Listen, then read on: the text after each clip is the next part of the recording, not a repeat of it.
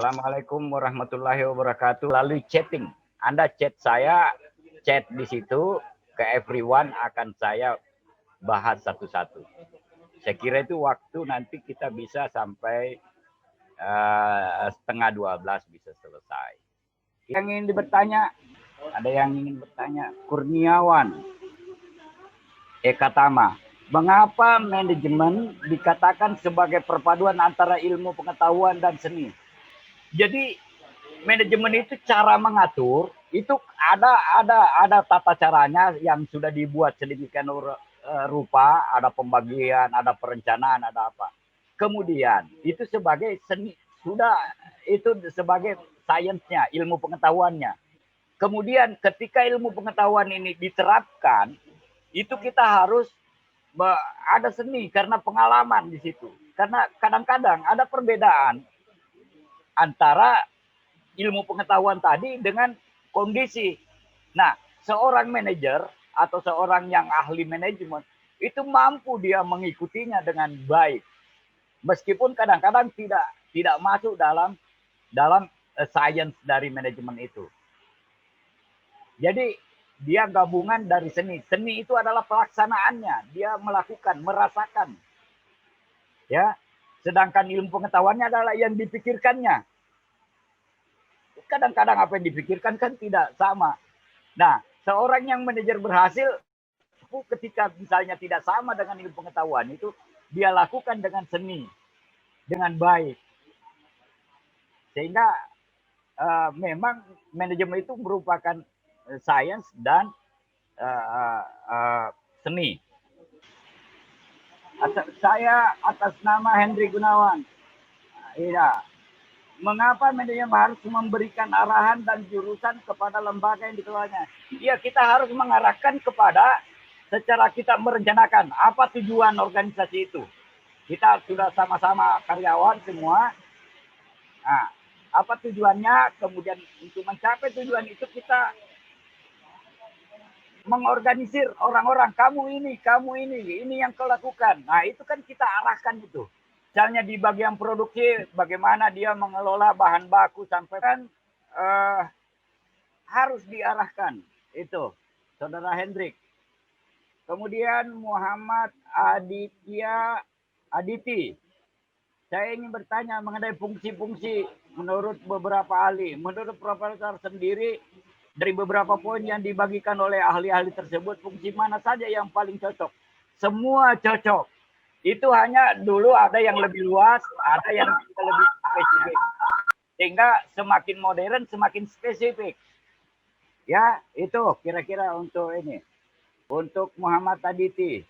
Kemudian Lani Jaini, manajemen sebagai seni. Saya masih belum paham, Pak. Ya, seni. Jadi kita sudah ada POADC itu dilakukan, kemudian belum tentu di dalam prakteknya kita akan berhadapan dengan orang yang selalu sehat, misalnya tenaga kerja. Nah, tentu sakit dan sebagainya. Nah, ini kan perlu ada tindakan-tindakan tertentu yang dilakukan oleh manajer untuk bisa memahami itu. Ya, sehingga barangkali dia cari penggantinya, dia macam-macam sambil juga memperbaiki itu dalam pengembangan para karyawan. Jadi manajer yang baik itu harus memberikan arahan-arahan yang baik dan seninya penting. Karena kalau kita seperti ilmu itu maka kita akan stres berhadapan dengan yang tidak pernah dipikirkan oleh orang lain. Pemogokan dan sebagainya dan sebagainya. Banyak hal. Jadi harus dihadapi dengan seni. Sehingga manajer itu gampang. Nah, siapa yang manajer itu? Ya dosen itu manajer. Ya saya ini manajer ini, memanage kelas ini. Kalau ada yang macam-macam ya kita beritahu. Ya, supaya dia pintar, tidak sekedar itu saja.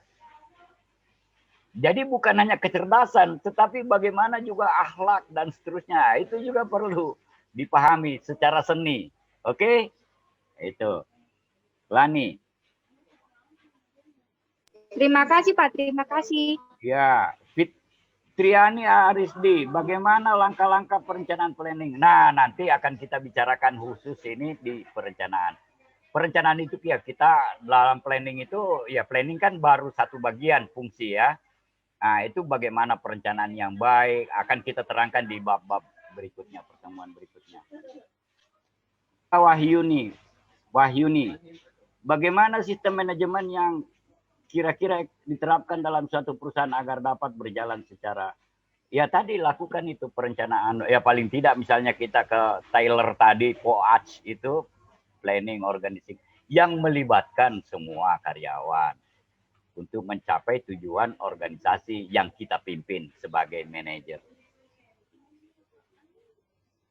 Kurniawan Ekatama, mengapa peran manajemen sangat besar bagi pengaruh ekonomi di masyarakat? Sangat berpengaruh. Kalau tidak ada manajer, tidak ada yang mengelola, yang mengatur. Tadi, how to manage. Mengatur, maka tidak teratur. Nah, kalau tidak teratur itu kan, ya, nah, akan kacau kalau tidak teratur. Jadi harus teratur. Dipahami ilmunya, dari sisi sains, dipahami seninya ketika kita sudah mempraktekkan kepemimpinan kita dalam manajer tadi. Kita akan bahas juga tentang kepemimpinan.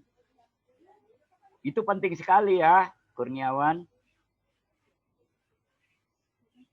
Dan Nekril, Pak Sayan, ya, Bapak tadi menjelaskan bahwa ada manajemen klasik dan modern yang menjadi pertanyaan saya. Sejauh mana perbedaan keduanya? Nah, kamu baca itu bandingkan itu kan ada perkembangannya lebih sempit, Taylor dulu. Nah, kemudian dikembangkan oleh Pak Yol lebih luas. Semakin kesini semakin banyak. Ada tadi Peter Drucker, ada itu orang-orang yang masih hidup. Kalau yang kuno-kuno itu sudah mati. Modern itu lebih luas, ya. Nah, kalau Taylor tadi klasik, jadi lebih sempit. Kemudian Lani Jani, pertanyaan saya, apakah manajemen mempunyai formula untuk sukses? Orangnya ya ketika dia menjadi manajer, karena semua kita ini juga manajer. Ya, mengelola diri sendiri juga, mengelola kebutuhan fisik kita, kebutuhan rohani kita dan seterusnya. Kita ini juga pengatur. Semua pada dasarnya manajer. Ya, kalau kita memahami secara luas. Lagi Kurnia, bagaimana cara memanage suatu perekonomian di masa pandemi ini? Iya, gini, memanage pandemi ini ya itu ada kesehatan, ada ekonomi di situ harus betul-betul di manage dengan baik. Kalau tidak akan menjadi ketidakpuasan dari orang-orang yang kita atur. Ya, saya kira itu.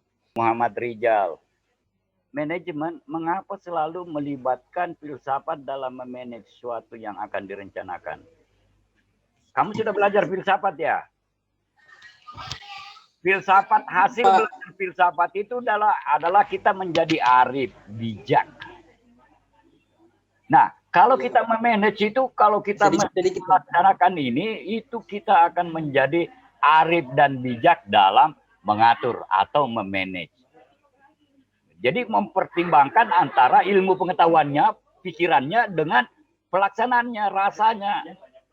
Jadi gabungan dua hal inilah yang menjadikan manajemen menjadi unggul. Dia di samping seni juga di samping melibatkan tingkah lakunya, perasaannya dan sebagainya. Saya kira itu untuk saudara Rijal. Ya Pak. Oke, Mawati. Apa sajakah manfaat manajemen dalam organisasi dan apa fungsi manajemen? Nah, tadi kan fungsi manajemen itu kan POAC, perencanaan dan manfaatnya banyak sekali. Kita akan mencapai visi yang kita sudah rencanakan, melakukan itu dengan efektif, efisien dengan melalui pengorganisasian orang-orang ini, bagian ini, kemudian mendapat pengarahan dari manajer, kemudian mengkontrolnya. Saya kira itu kita. Muhammad Nisar Alfiansah, perbandingan manajemen Taylor berada di shop level management yang ingin saya tanyakan Prof, yaitu shop level management. Shop itu kan toko. Jadi level manajemen di toko. Ya. Jadi dia lebih sempit gitu, hanya di toko, bukan di tempat-tempat lain, di pabrik dan sebagainya. Nah, itu. Berikutnya siapa nih? Iya Dedi. Assalamualaikum Pak. Prof, saya ingin bertanya apa saja manfaat manajemen bagi suatu perusahaan maupun suatu organisasi. Manfaatnya besar sekali karena organisasi kan ada tujuannya, ya, yang ingin dicapai ada visinya. Nah, mau jadi apa ke depan? Nah, tentu akan melibatkan orang-orang, sumber daya ekonomi, sumber daya manusia, sumber daya yang lain-lain, tadi 6M tadi. Nah, itu akan dikombinasikan, disatukan, kemudian melahirkan value added, nilai tambah. Nah, tentu dengan prinsip bagaimana mengatur manajemen itu agar tercapai visi tadi, sehingga dia bisa berkembang dengan baik. Saya atas nama, Pak, seperti apa maksud dari melukiskan skop yang jelas pada tujuan mengenai, skopnya itu ruang lingkup dari apa yang kita mau capai. Itu kira-kira, itu menurut Terry yang saya paham. Pina, mengapa manajemen hanya diterapkan pada sekelompok manusia yang bekerja secara formal serta mempunyai tujuan yang sama? Iya, manajemen itu sesungguhnya tidak harus secara formal. Memanage, kalau kita sempit-sempitnya memanage rumah tangga tadi ada saya tampilkan tentang suami istri, ada pembagian kerja, dan itu juga mengatur.